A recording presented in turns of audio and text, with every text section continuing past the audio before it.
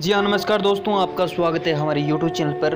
दोस्तों, आज हम बात करने वाले हैं कि श्योमिता ने द्वारपाल पर बने पृथ्वीराज चौहान के स्वर्ण प्रतिमा में स्वयंवर हार डालकर कर लिया था विवाह।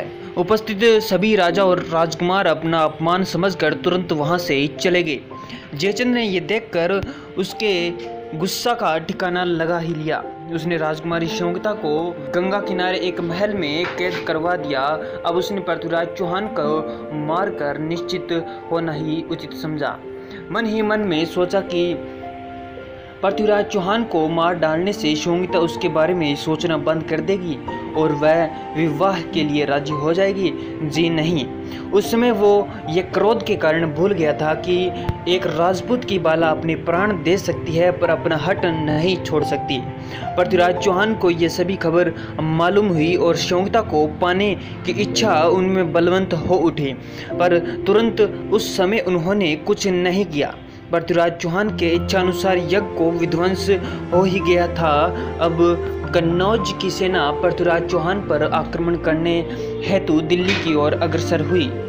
उसने दिल्ली के सीमावर्ती इलाकों में उपद्रव मचाना शुरू कर दिया। कई क्षेत्रों में अधिकार कर गांवों को लूटने लगे। जब पृथ्वीराज चौहान को यह समाचार मिला तब उसकी सेना उन गांवों की तरफ अग्रसर हुई और आसानी से जयचंद की सेना को मार भगाया।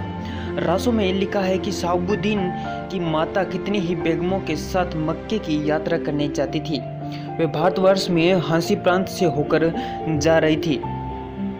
इसमें हांसीपुर में नरवाहन नामक नागवंशी सरदार सूबेदार के पद पर नियुक्त था। जब उसकी सवारी दिल्ली राज्य के सरहद के पास पहुंची तब पृथ्वीराज चौहान के सामंतों ने उसे लूट लिया। पृथ्वीराज चौहान को इसकी खबर न थी। उसके सामंत ने सब धन लूटकर बेगमों को छोड़ दिया। शहाबुद्दीन की मां गजनी लौट आई और सारा हाल शहाबुद्दीन गोरी को बता ही दिया। समाचार सुनकर गोरी अत्यंत क्रोधित हुआ और परिसेना लेकर पृथ्वीराज चौहान से युद्ध करने निकल पड़ा। जब सेना हांसीपुर के 10 कोस की दूरी पर रह गई तब जाकर पृथ्वीराज चौहान के सामंतों को इसकी खबर मिली।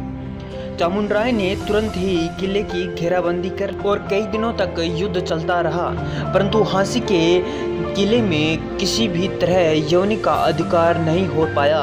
एक बार फिर चौहान सेना की वीरता के कारण यवनी सेना को मुंह की खानी पड़ी।